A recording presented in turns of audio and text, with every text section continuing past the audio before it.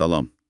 Bugün sizin üçün Azərbaycan Konstitusiyasının çox vacib bir fəslinə, yəni məhkəmə hakimiyyətinə həsr olunmuş 7-ci fəslə nəzər salacağıq. Salam, bəli, bu fəsil əslində ölkədə ədalət mühakiməsinin, yəni hüququn aliliyinin konstitusional təməllərini müəyyən edir. Məqsədimiz də elə budur ki, bu maddələr əsasında Azərbaycanda məhkəmə sisteminin necə qurulduğunu, hansı prinsiplərə söykəndiyini anlayaq.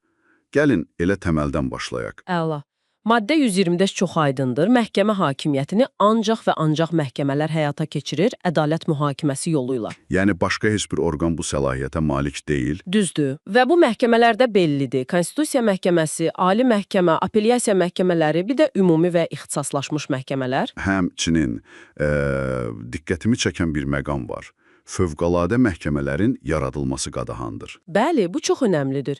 Yəni qanunla müəyyən edilmiş adi məhkəmə qaydalarından kənarı çıxmalı olmaz. Bu bir növ qanunçuluğun təminatıdır. Bəs yaxşı, kimlər hakim ola bilər? Bunun üçün xüsusi tələblər varmı? Var, əlbəttə. Maddə 126-da göstərilir. Deməli, Azərbaycan vətəndaşı olmalısan, seçki hüququn olmalıdır, ali hüquq təhsilin və ən azı 5 il hüquqşünas kimi iş təcrübəni. Ancaq təkcə bunlar deyil, deyəsən. Elə həmin maddədə müəyyən məhdudiyyətlər də sadalanır. Məsələn, başqa vəzifə tutmaq olmaz, bizneslə məşğul olmaq olmaz. Hə, düzdür. Siyasi fəaliyyətdə olmaz, partiyalara üzv olmaqda. Bunun səbəbi nədir bəs? Niyə bu qədər məhdudiyyət? Əsas məqsəd hakimlərin tam tərəfsizliyini və müstəqilliyini təmin etməkdir. Yəni qərarlarına heç bir kənar maraq təsir etməsin.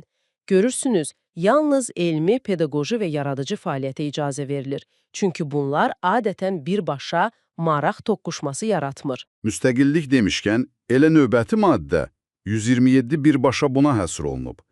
Deyilir ki, hakimlər müstəqildir, yalnız konstitusiyaya və qanunlara tabedirlər və səlahiyyət müddətində dəyişilməzdirlər. Bəli, bu ədalət mühakiməsinin özəyidir, belə deyək.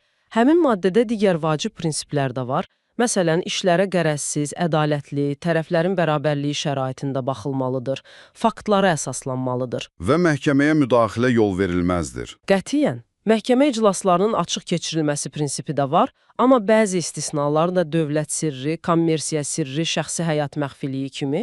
Bir də çəkişmə prinsipi. Yəni tərəflər öz arqumentlərini, sübutlarını təqdim edir. Aynən. Və əlbəttə təqsirsizlik prezumpsiyası. Bu çox fundamental prinsipdir. Yəni heç kim məhkəmə hökmü olmadan təqsirli sayıla bilməz. Bu hər bir fərdin hüququdur. Bəs hakimlərin müstəqilliyi başqa hansı təminatlarla qorunur? Ən vacib təminatlardan biri də onların toxunulmazlığıdır. Maddə 128 bunu təsbit edir. Toxunulmazlıq.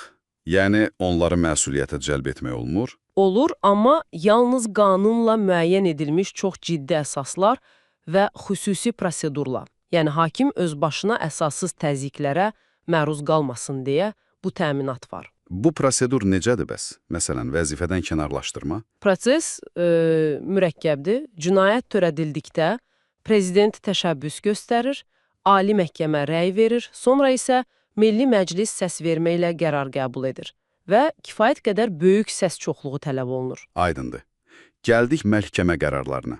Maddə 129 deyir ki, qərarlar dövlət adından çıxarılır və icrası məcburidir. Bəli, bu da məhkəmə hakimiyyətinin gücünü göstərir. Qərarı icra etməmək özü birbaşa məsuliyyət yaradır.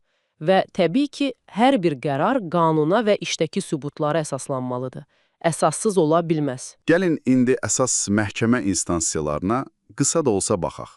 Məsələn, Konstitusiya məhkəməsi 9 hakimdən ibarətdir. Hə, Konstitusiya məhkəməsi belə deyək, Konstitusiyanın keşikçisidir.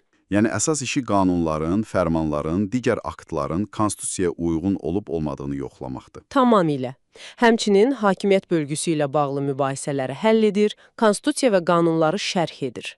Çox vacib bir funksiyası da var, vətəndaşlar da müraciət edə bilər. Necə yəni? Əgər hesab edirlərsə ki, hansısa qanun və ya normativ akt onların Konstitusiyada təsbit olunmuş hüquqlarını pozur, o zaman Konstitusiya məhkəməsinə şikayət edə bilərlər. Bu çox güclü bir fərdi hüquq müdafiə mexanizmidir deməli.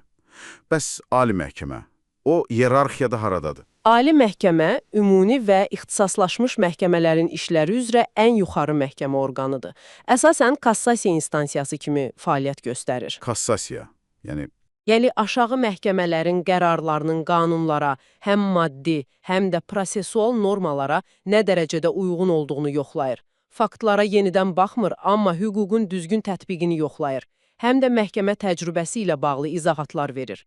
Apellyasiya məhkəmələri isə yəqin ki, ikinci instansiyadır. Şikayət əsasında işlərə yenidən baxırlar. Bəli, düzdür. Onlar həm faktlara, həm də hüquqi məsələlərə yenidən baxa bilirlər. Bu üç əsas məhkəmənin Konstitusiya, Ali və Apellyasiya hakimləri eyni qaydada prezidentin təqdimatı ilə Milli Məclis tərəfindən təyin edilir. Və nəhayət, prokurorluq, o birbaşa məhkəmə sistemi olmasa da, onunla çox sıx bağlıdır, elə deyilmi? Maddə 133. Elədir. Prokurorluğun da çox vacib funksiyaları var. Qanunların icrasına nəzarət edir. Cinayət işləri başlayır, istintaq aparır. Bəli, istintaqa nəzarət edir, məhkəmədə dövlət ittihamını müdafiə edir, iddialar qaldırır, hətta məhkəmə qərarlarından protest verir. Vahid mərkəzləşdirilmiş orqandır, baş prokuror rəhbərliyi edir.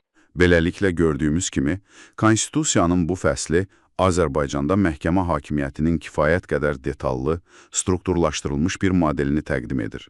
Müstəqillik, iyerarxiya, aydın funksiyalar, prosesual təminatlar. Bəli, bu Konstitusiyada təsbit olunmuş çərçivədir. Məqsəd ədalət mühakiməsinin qanunun aliliyi, tərəfsizlik, bərabərlik kimi fundamental prinsiplər əsasında həyata keçirilməsini təmin etməkdir. Düşünmək üçün sizə bir sual. Bu konstitusional struktur və prinsiplər kağız üzərində mövcud olsa da, sizcə bu maddələrin real həyatda, gündəlik praktikada şərhi və tətbiqi fərdlərin ədalət mühakiməsi ilə bağlı təcrübəsini əslində necə formalaşdırır? Və bu təcrübəni daha da yaxşılaşdırmaq üçün nə kimi addımlar atıla bilər?